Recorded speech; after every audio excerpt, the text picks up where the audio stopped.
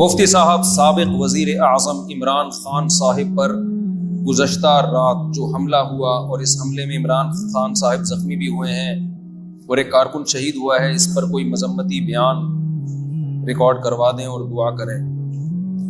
دل سے دعا ہے بھائی، جو بھی ساتھی شہید ہوا اللہ تعالیٰ اس کی مغفرت کرے، اس کے لواحقین کو صبر جمیل کی توفیق دے۔ میں نے بیان تو ریکارڈ کروانا ہی تھا، یہ مجھے پرچی آ گئی، اچھا ہو گیا۔ باقی جو حملہ ہوا ہے تو 100% اس میں تو دو رائے نہیں ہو سکتی، ہے تو جس نے بھی حرکت کی ہے انتہائی درجے کی جہالت کی ہے،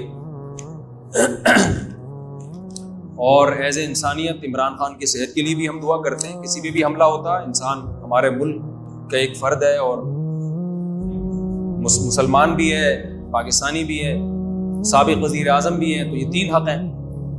اس کا مقصد کوئی جماعت کی وہ ترجیح دینا نہیں، کوئی بھی ہوتا تو ہم یہی بات کرتے ہیں اور یہی کرنی چاہیے۔ اپنے اختلافات میں آپ اعتدال سے تجاوز کرنا ہی ٹھیک نہیں ہے۔ باقی یہ کہ حملہ کیا کس نے، اس کے بارے میں مجھے کچھ بھی معلومات نہیں ہے۔ میں نے نہیں کیا، میں یہ کہہ سکتا ہوں، میرا اس میں کوئی کردار نہیں ہے اور مجھے اس پہ ذرہ برابر بھی خوشی نہیں اور غم ہوا ہے، مجھے تکلیف دہ عمل ہے یہ۔ باقی جس نے بھی کیا ہے، اگر یہ کسی نے کروایا اللہ ان کو بھی غارت کرے، اور جس نے کیا ہے اللہ اس کو بھی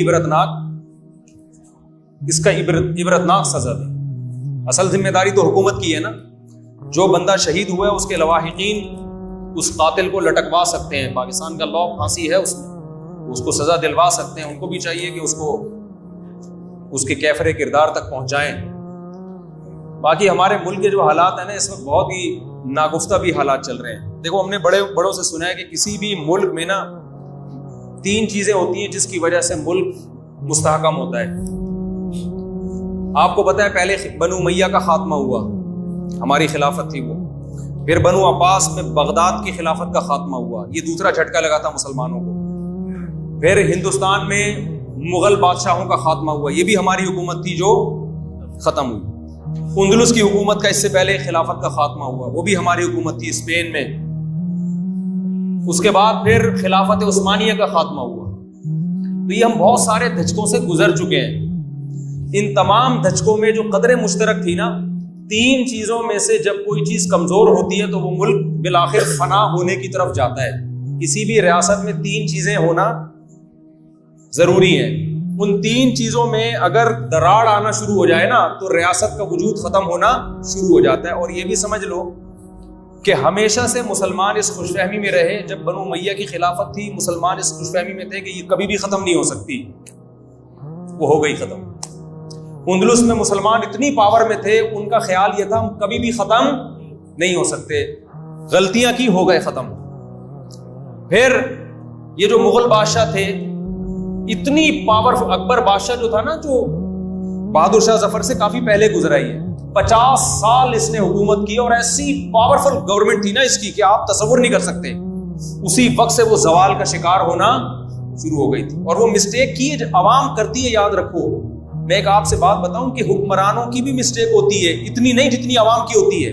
اس میں حکمران کی غلطی یہ ہوتی ہے کہ وہ اس کو صحیح گائیڈ نہیں کر رہے ہوتے عوام کو۔ اتنی پاورفل ہندوستان میں مسلمانوں کی 1000 سال کے قریب حکومت چلی ہے، جس میں بنگلہ دیش، پاکستان، برما اور انڈیا تو پورا ہی تھا، اس کے علاوہ بھی اڑوس پڑوس کے علاقوں پر بھی چودراہٹ ہماری تھی، سری لنکا میں، اور اس کے علاوہ جو قریب کے ممالک ہیں۔ کوئی تصور نہیں کر سکتا کہ اس حکومت کا خاتمہ ہو سکتا ہے، لیکن تھوڑے سے گوروں نے آ کے ختم کر دی، بہت مینورٹی میں تھے وہ۔ ایک کمپنی آئی تھی ایسٹ انڈیا کمپنی، سب کو پتا ہے، مینورٹی میں تھے، انہوں نے اتنی بڑی پاورفل طاقت کو ختم کر دیا۔ کیوں؟ اس وقت بھی علماء آواز اٹھا رہے تھے کچھ غلطیاں ہو رہی ہیں، ان غلطیوں کی تلافی نہیں کی تو اس ریاست سے ہمیں ہاتھ دھونے پڑیں گے۔ لیکن اس میں بھی سمجھدار لوگ کم تھے، جذباتی لوگ مارکیٹ میں زیادہ۔ نعرے بازی یہ سب چیزیں ہماری قوم کو بہت اچھی آتی ہیں، سنجیدگی سے سوچنے والے مارکیٹ میں شارٹ ہیں۔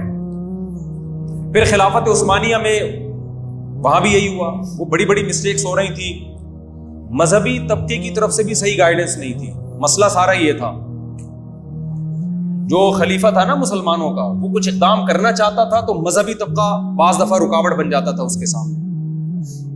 اس پہ پوری پریزنٹیشن پیش کرنے کی ضرورت ہے. میں بہت ہی خلاصے کے طور پہ بتا رہا ہوں. وہ رکاوٹ، وہ اس کو خلاف شریعت سمجھنا شروع کر دیتا تھا. وہ بہت کچھ ہوا ہے.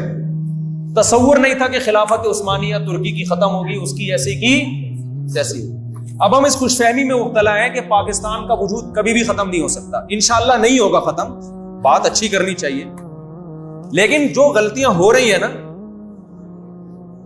وہ غلطیوں سے اگر ہم نے توبہ نہیں کی تو آپ اس خوش فہمی میں نہ رہیں کہ یہ ملک بنائے تو قیامت تک بنے گئی. خدا نے آج تک اس قوم کی حالت نہیں بدلی، نہ ہو جس کو خیال آپ اپنی حالت کے بدلنے کا. اگر ہم ٹھیک نہیں ہوئے تو ہمیں پاکستان سے بھی ہاتھ دھونے پڑیں گے. اس سے ہمارا لبرل طبقہ تو شاید خوش ہو جائے، لیکن جو مذہب کو اور مذہبی طبقے کو نقصان پہنچے گا نا، صدیوں تک اس کی تلافی نہیں ہو سکتی. سمجھتے ہو؟